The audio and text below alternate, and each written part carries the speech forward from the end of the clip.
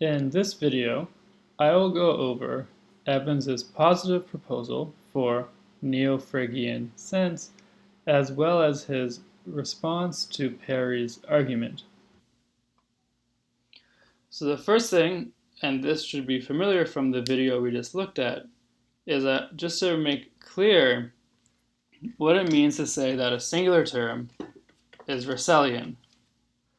So Evans thinks there's a sense in which we can acknowledge that a singular term, like a proper name, say, is a Russellian expression. So there's a way in which we can acknowledge the truth or of part of what the Russellian view is, or the Neo-Russellian view, without thereby ruling out that meaning includes sense, or includes something that explains cognitive role. So to review, these names, according to the Neo-Russellian view, simply just contribute an object. So we can say intuitively that these names are kind of just pointers to particular objects in the world. They don't just try to describe the way things are like. Okay, so what we can say is that a Russellian expression is a singular term which is such that if that expression has no referent, then sentences of which it's a part fail to make a meaningful claim about the way the world is. So here, the name phosphorus, okay, it contributes this particular object to the meaning of the entire sentence. So if a name like this doesn't have any referent, if it's an empty name, then there's nothing that it contributes to propositions expressed by its help. And that means that a proposition expressed with an empty name actually has, to speak metaphorically, a kind of hole in it. So it's not a complete proposition. So here is a better example. And in order to understand this idea of how empty Russellian expressions, how sentences containing them fail to make a meaningful claim about the way the world is, you should recall from lecture 2, the one on Russell, the distinction between referring and describing. And also what you can do is you can review the ideas behind Russell's first two arguments for his theory of descriptions. But just to give you a brief reminder, consider the sentence 3a. And we're going to assume that the name Homer, which is for this alleged person who wrote these ancient Greek poems, as it turns out, there actually wasn't someone who wrote them because they were the result of an oral tradition. So the name Homer is an empty name. It has no referent. So if we try to use the direct reference theory or the Neo-Russellian theory to understand the meaning of the sentence, Homer was a great writer, what we'll see is that the predicate in the sentence, was a great writer, will contribute the property of being a great writer. But because the name Homer has no object, there's nothing it contributes. So this proposition that this sentence expresses has a hole in it. It's missing something where there should be an object. So whereas with this proposition, where we had an object and a property, we could easily say that this proposition is true just in case this object, phosphorus, has a property of being 5 million years old. So when you have a Russellian proposition with a proper name that has a referent, it's clear what the claim that the proposition makes about the world. This proposition claims that this object, phosphorus, has a property of being 5 million years old. And accordingly, if you say that phosphorus is 5 million years old, what you've said is true just in case phosphorus has a property of being 5 million years old. But now, when we consider a sentence with object with a proper name, according to the Neo-Russellian theory, the proposition expressed you can't retrieve from the proposition expressed a claim about the way the world is, okay? Because there's no object here, so we can't say that this proposition is true just in case some object has the property of being a great writer, because there's no object. There's a gap, okay? So that's the idea behind why Russellian expressions, why there are these certain directly referential names, like for instance proper names, which are such that if the name has no referent, then if you use it in a sentence, the meaning of that sentence will not be making a meaningful claim about the way the world is. Another way to put this, and this is what is relevant for Russell's first two arguments, if you are to review that, is that 3a is neither true nor false. Okay, it's meaningless in a sense. It doesn't make a claim about the world.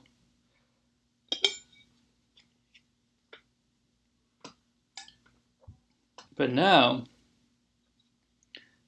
we can contrast that, as Russell did, with a definite description. So if we say, Russell thought, if we say, for A, the author of the Odyssey was a great writer, if there's no one who wrote the Odyssey, as we're supposing, because, again, there was no author, there was just a story that was told over the course of generations. So if there's no unique author of the Odyssey, then 4a is false. Because Russell thought this definite description, the author of the Odyssey, isn't directly referential, it's not contributing just an object. Rather, it's contributing a property. And it's the property of being an author of the Odyssey. And then what this overall sentence says is that there's a unique thing, this is in 4b, there was a unique author of the Odyssey, and this unique thing was a great writer. And if there was no unique author of the Odyssey, then this sentence is false. Okay, so there's a sense in which the definite description, the author of the Odyssey, describes the existence of a unique author of the Odyssey. And because it describes the existence of that, if there is no unique author, then the overall sentence is false. Whereas when we use a proper name in contrast, the proper name Homer doesn't describe the unique existence of anyone. Rather, it simply just attempts to point at an object in the world in a more direct way. And because there isn't a descriptive component to a proper name, if the proper name has no referent, then when you try to use it, there's something deeply defective about what you're doing, and you don't manage to express a meaningful proposition that says something about the way the world is. Okay, so that is the idea of what a Russellian expression is. Now, in making sense of Frege's view of how there is both a sense and a reference for proper names and other singular terms, Evans's first insight is to say that you can accept that proper names are Russellian expressions, i.e., you can accept that proper names are such that if there's no referent, then the proposition they help express is not a meaningful claim about the way the world is. So you can express that, but nonetheless accept that Russellian expressions have senses. Okay? So the idea is that you can accept that names and other singular terms are Russellian, but that does not mean that they don't have senses. So what it means for a Russellian expression to have a sense is the following. When a Russellian expression does have a referent, it contributes to propositions more than just that referent. But in addition, it contributes a way of thinking of the referent. So the idea is that you accept that if the resulting expression does not have a referent, then it contributes nothing. Then the proposition expressed by the entire sentence is defective. It fails to make a meaningful claim. But you say when the resulting expression does have a referent, it contributes more than just the referent, but it contributes in addition a sense. So this view would be that phosphorus, say, which does have a reference, would contribute a bit more than just this object, but furthermore, to the subject part of the proposition, it would contribute a way of thinking of the object, the referent. Okay, so that's the first insight that Evans had for making sense of Fregeanism in light of the rise of direct reference theory. Now, the second insight, and the second insight is more relevant to this current lecture in the sense that it's more relevant to understanding how Evans responds to Perry, is that Evans gives a way of rejecting premise 2 of Perry's challenge above. Okay?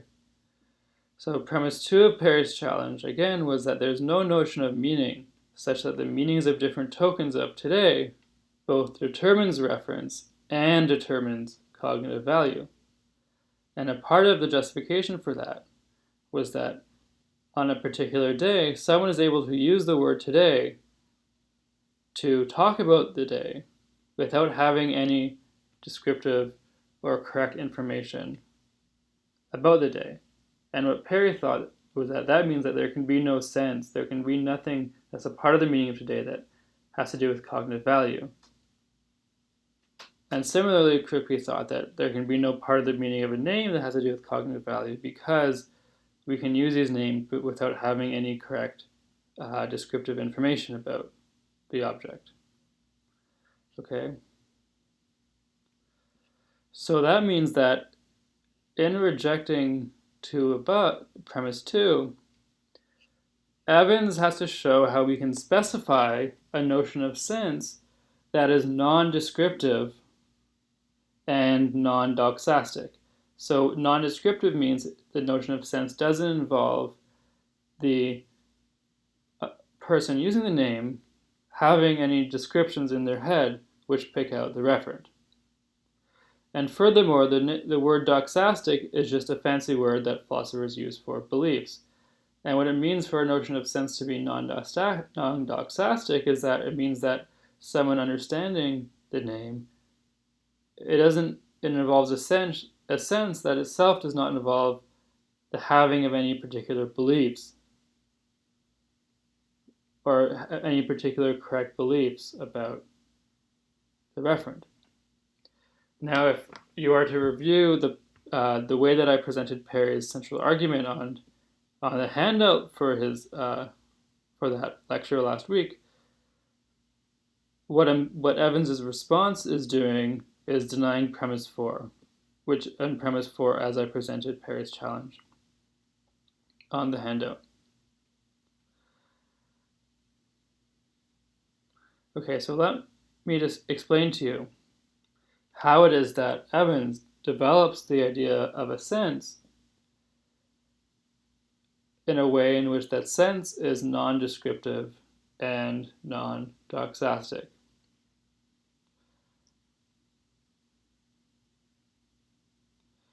So, according to Evans, what we should do is we should start with the claim that the sense of a singular term is a way of thinking of its referent. And if we do so, then we can see how senses can be non-descriptive and non-doxastic. So what does it mean to start with the claim that a sense of a singular term is a way of thinking of its referent? Well, the idea is as follows. When a subject understands some name, okay, the idea is that what the subject does is identify the object the name refers to. And furthermore, Evans says, in any case in where you understand, or in any case where you are able to identify the object a name refers to when you understand it, there's some theoretical account, or there's some fact that can be given, which explains how it is, or in virtue of what, you are able to identify the object. Okay, so let me just read premise 1 here, which states that idea a bit more succinctly. The sense of a token of name N, as understood by a speaker S, is given by what would fill the gap in the following schema. S understands N in virtue of having the capacity to identify the object and stands for as blank. So again, whenever a subject understands a name, there's something in virtue of which the subject is able to, or has the capacity to, identify the object, which is the referent. So again, there should be some account of in virtue of what individuals are able to identify objects as referents of singular terms.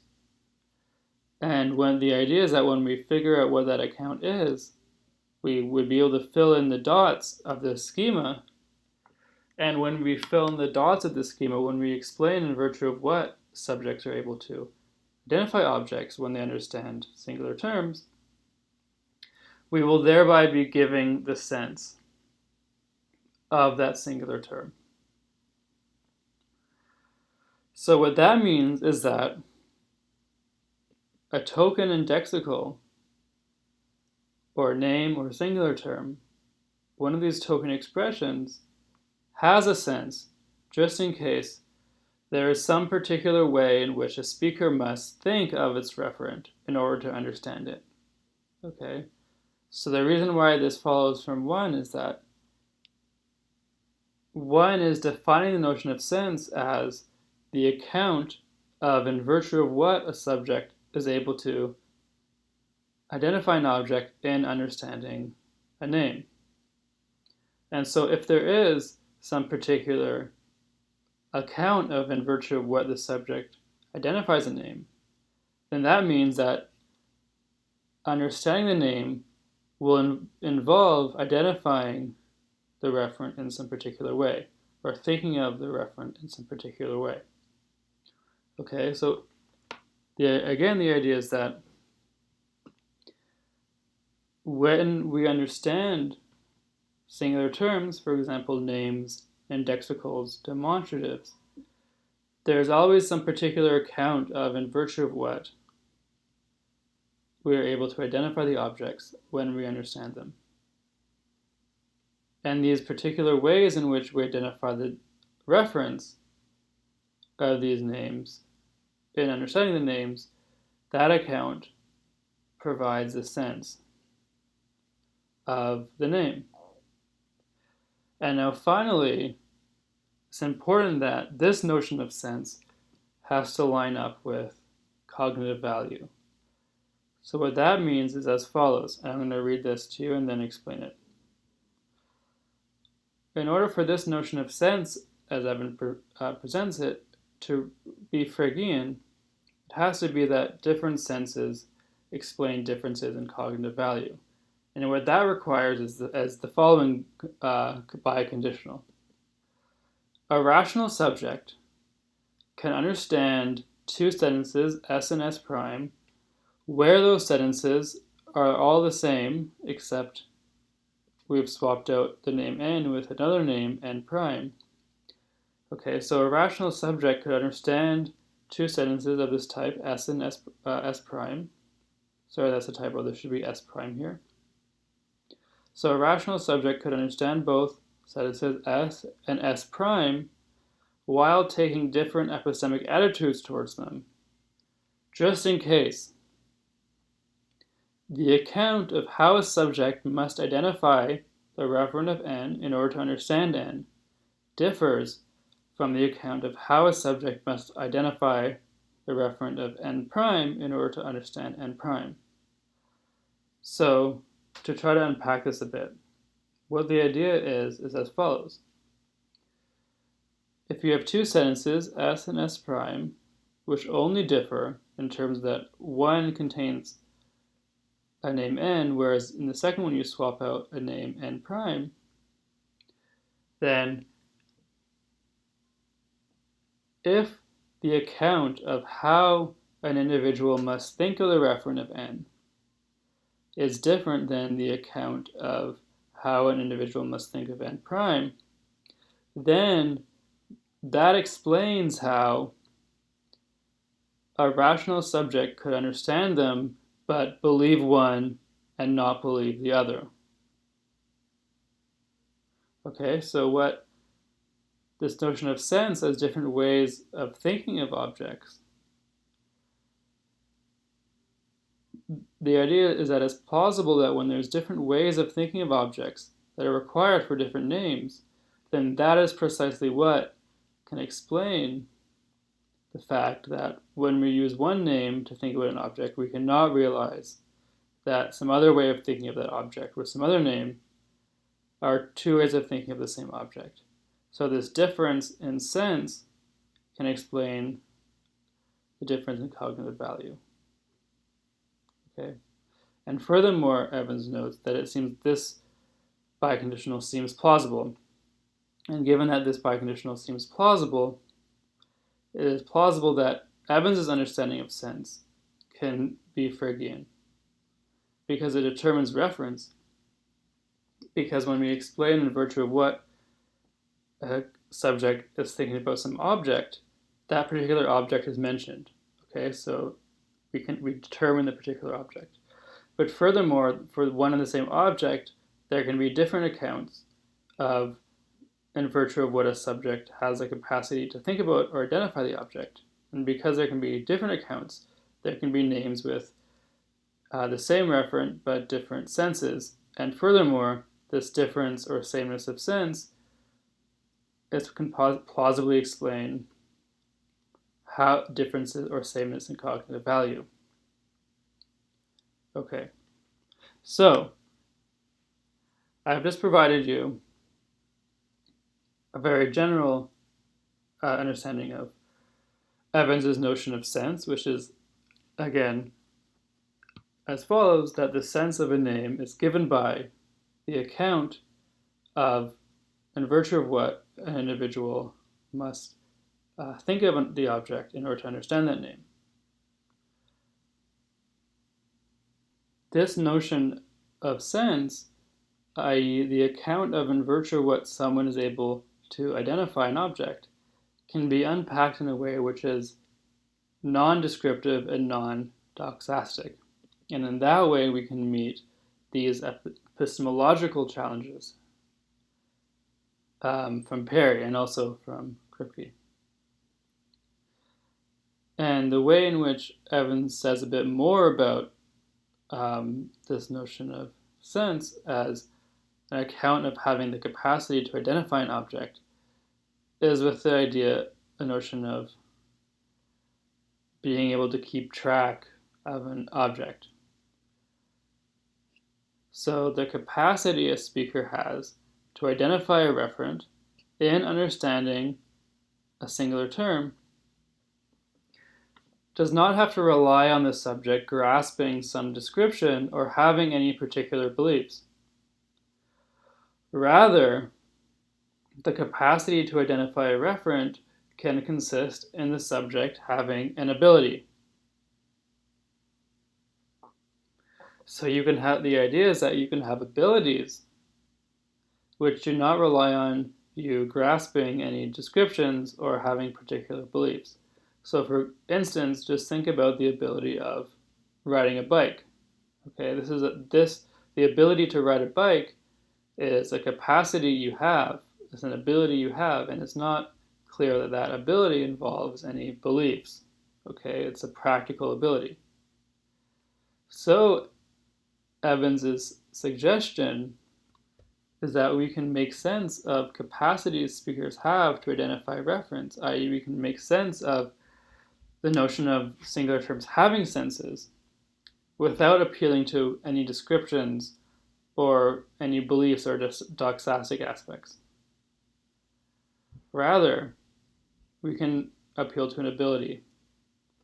And Evans proposes that this is the ability to observationally keep track of a referent. Okay, so the kind of ability that we can appeal to is the ability of being able to keep track of an object. So now I'll work through some examples to hopefully give you some more, giving you a better understanding of what it means to appeal to an ability to keep track of a referent and accounting for the sense of various singular terms. So to begin, we can start with ordinary demonstratives, words like this or that. Okay, so words like this or that, oh sorry, that's another typo. So this and the word that, T-H-A-T. Okay, so these are two different demonstratives, this and that. Okay, so words like this and that often refer to perceptually available objects. So imagine there is a vase in front of you and it's holding flowers, and you say, that flower is my favorite. So the demonstrative, that flower, is being used to talk about a perceptually available object. Now, Evans's proposal is that in understanding a perceptual demonstrative, this involves the ability to keep track of the object that you're talking about it. Okay, so to imagine watching something as it moves around. Okay, so vases don't move around, but imagine, for instance, you have a pet cat. Now you can watch your cat as it walks around the room, and the ability that you're deploying in that case is the ability to keep track of this object. And this ability involves you identifying the object on the basis of observing it or observational contact with it. And it's not clear that this ability to keep track of an object involves you grasping any descriptions or having any particular beliefs. Okay, it involves you deploying an ability to keep track of an object as it moves. So, and that ability is what's relevant for specifying the sense, according to Evans, of ordinary demonstratives such as this and again that. For spatial demonstratives, so words like here and there is the ability not to keep track of an object, but to keep track of a place. So to keep track of a place is your ability to locate it relevant to your current location. So for instance, imagine there's a shopping mall near you. You might have certain beliefs about where that shopping mall is, but you could imagine that you have the ability to find your way back there purely because you've kept track of the relative location of that shopping mall to your current location. Okay, so you might have a practical ability to be able to find your way around and find your way from one location to another. And this ability to identify various locations relative to your current location involves being able to keep track of them. And the idea is that that does not essentially involve any beliefs or descriptions that you have in your mind. Finally, for temporal indexicals, so words like now, today, and yesterday, and the indexical today is one that Perry focuses on. There is the ability to keep track of a time. So the ability to identify the time relative to the time of the events that you're currently observing. Okay, so let me unpack the idea of what it means to keep track of a time, because again, that is an example, because the example of the temporal indexical is one which Perry focuses on. And furthermore, I'll briefly explain too the way in which Evans' notion of sense opens the way to what he calls dynamic senses. The sense of today is the mode of presentation of the day on which it is uttered that you are employing when you count as thinking of the day in virtue of the fact that you are exercising your capacity to keep track of it. So to explain that in a bit of a simpler way is that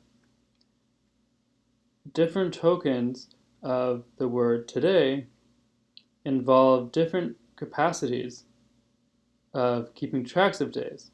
So for instance, today is July 27th, and so a token of the word today right now, the sense of that will involve my capacity to keep track of this particular day. Because the explanation of how I'm able to understand the tokens of that word is my capacity to identify July 27th in virtue of being able to keep track of it. So, but what does it mean to keep track of a day?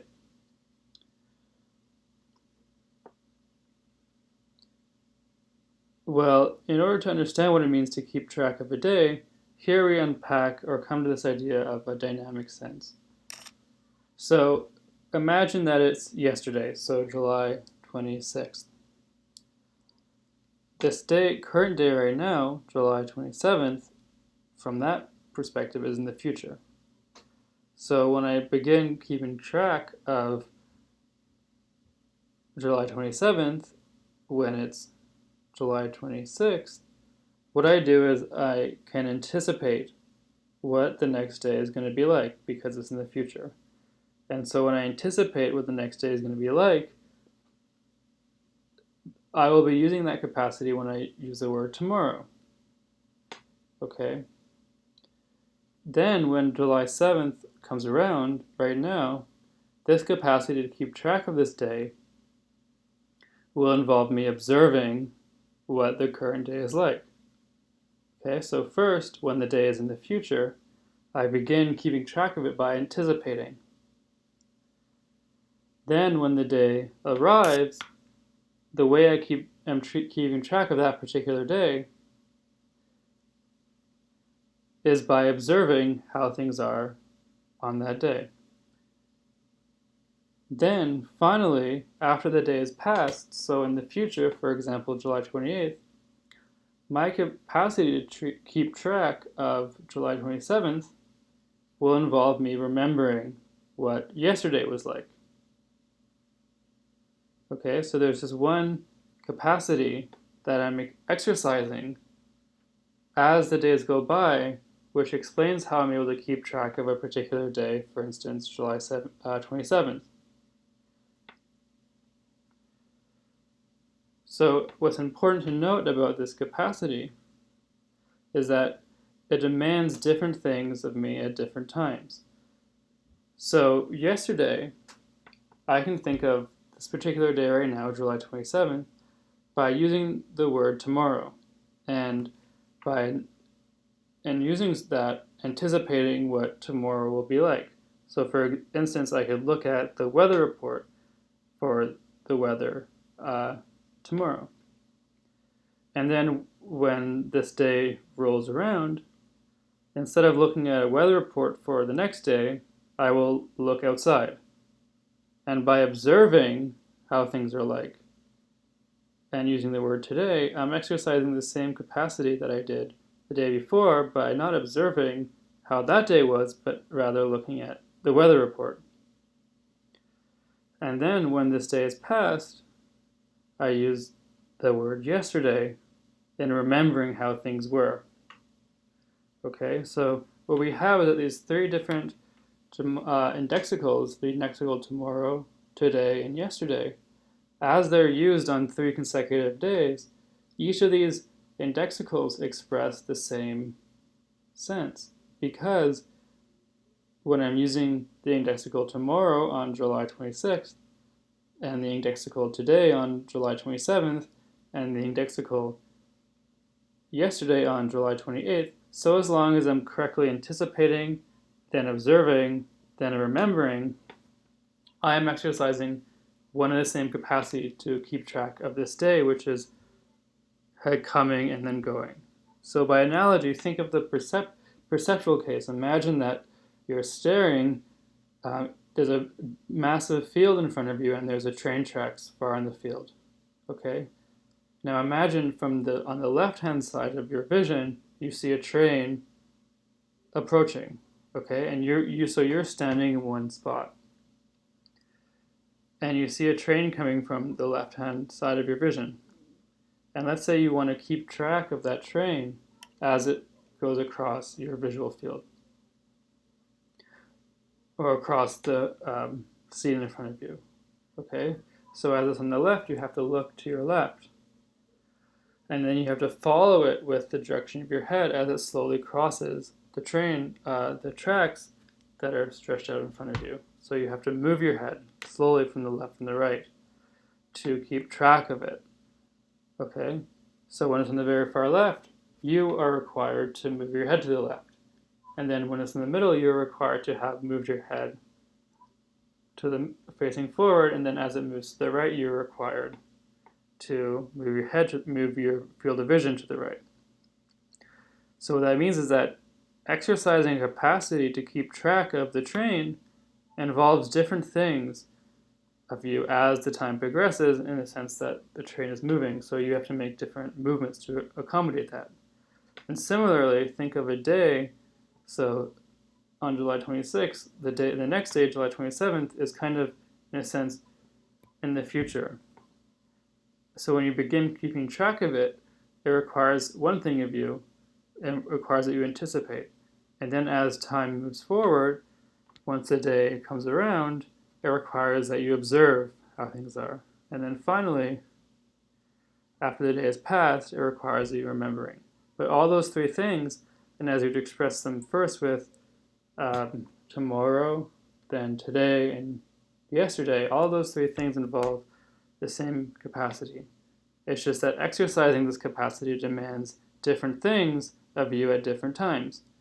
And so for that reason, thinking about the sense or the account of keeping track of an object is essentially dynamic.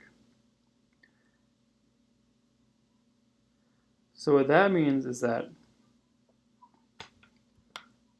of course, different tokens of the word today have different senses because different tokens of the word today refer to different particular days. So you'll be keeping track of different particular days when you use different tokens of today.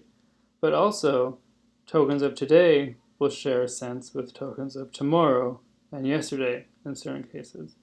So the notion of sense is the dynamic notion of keeping track of an object or a time or a location.